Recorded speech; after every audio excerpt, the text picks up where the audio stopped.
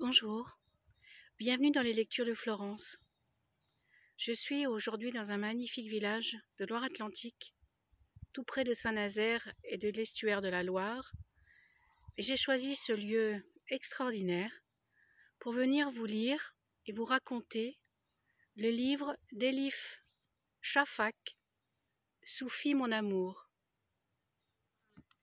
Je m'appelle Florence Marcillac.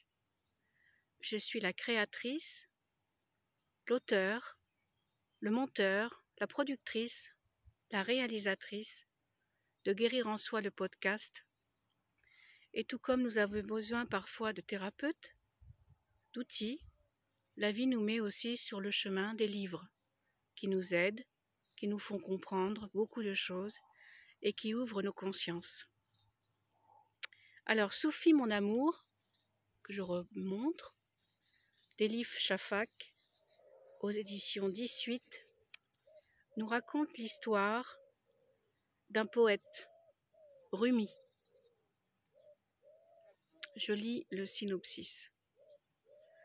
Après 40 ans d'une vie confortable, Ella n'imaginait pas un jour changer sa destinée. Engagée comme lectrice, elle découvre un manuscrit retraçant la rencontre au XIIe siècle du poète Rumi avec le plus célèbre derviche du monde musulman. C'est la révélation. Transcendée par cette histoire, elle s'initie au soufisme et à la splendeur de l'amour.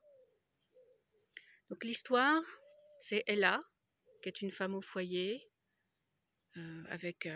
mariée depuis longtemps, avec 2 enfants. Et elle se rend compte un jour qu'elle n'est pas bien, qu'il y a quelque chose qui ne va pas. Mais elle n'arrive pas à savoir, ou cherche pas trop à savoir justement. Et dans son métier, elle lit les projets on appelle ça, de livres, les manuscrits, par son éditrice. Donc un jour, évidemment, elle a entre les mains un manuscrit qui n'a jamais vraiment été trop regardé. Et au fur et à mesure de la lecture de ce livre, un contact se lie entre l'auteur de ce manuscrit et les personnages de l'histoire. Bon, je ne vais pas tout raconter, sinon vous n'aurez pas envie de lire ce bouquin. Alors je vais vous en lire quelques extraits. Rumi, 15 octobre 1244.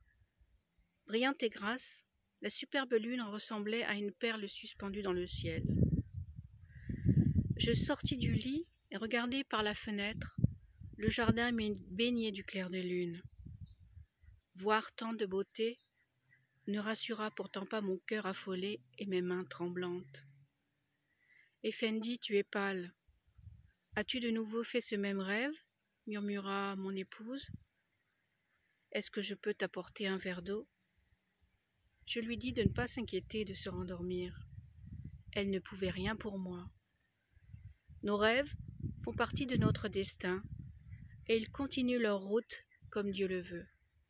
De plus, il y a y avoir une raison, me disais-je, pour que j'aie fait le même rêve ces 40 dernières nuits.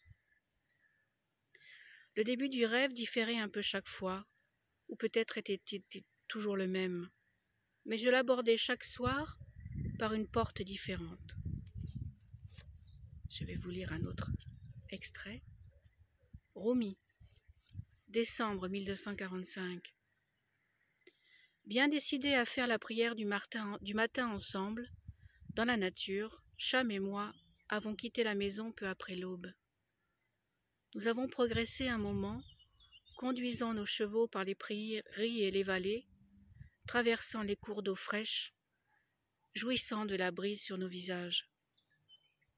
Sur le chemin du retour, Cham tira sur les rênes de sa monture et me montra un grand chêne à l'orée de la ville. Nous nous assîmes tous deux sous l'arbre. Quand je suis arrivé à Konya, dit Cham, en souriant à ce souvenir lointain, je me suis assis sous cet arbre. Un paysan m'a fait faire un bout de chemin sur sa carriole, raconta-t-il en devenant pensif. C'était un de tes grands admirateurs. Il m'a dit que tes sermons guérissaient la tristesse. On m'appelait le magicien des mots, mais tout cela me semblait si loin.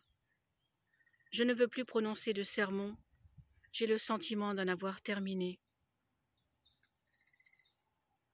Tu es le magicien des mots, assura Cham, mais désormais, au lieu d'un cerveau prêcheur, tu as un cœur chantant. Je n'avais pas compris ce qu'il voulait dire, mais je ne lui ai pas posé la question.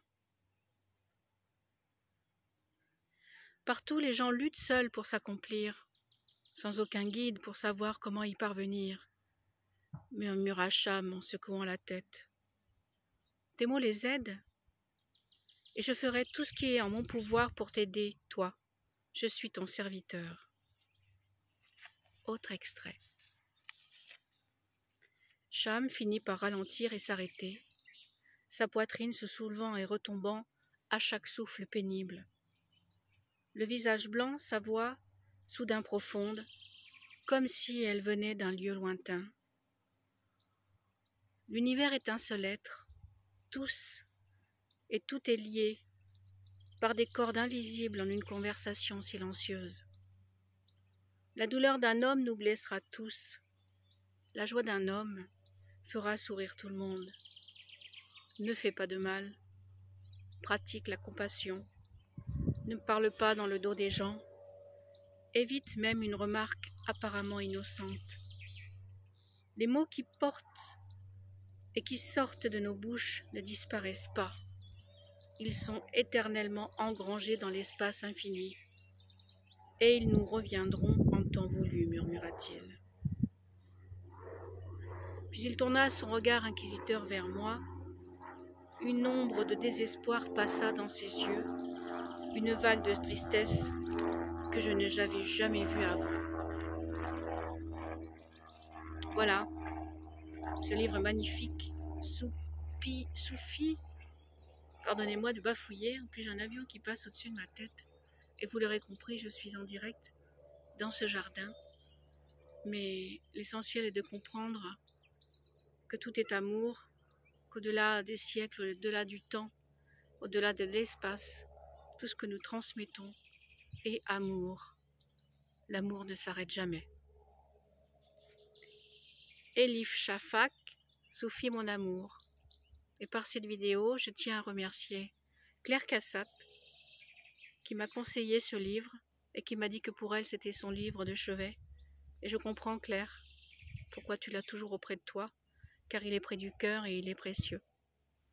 Voilà, si vous avez aimé cette lecture, je vous invite à découvrir les autres lectures de Florence dans Guérir en soi le podcast, où vous trouverez aussi également des vidéos, des interviews, des échanges absolument merveilleux avec des thérapeutes, de très belles personnes, de très belles âmes qui nous aident aussi, tout comme les livres et comme les mots que nous recevons et que nous prononçons, à cheminer vers nous, à cheminer vers notre propre guérison.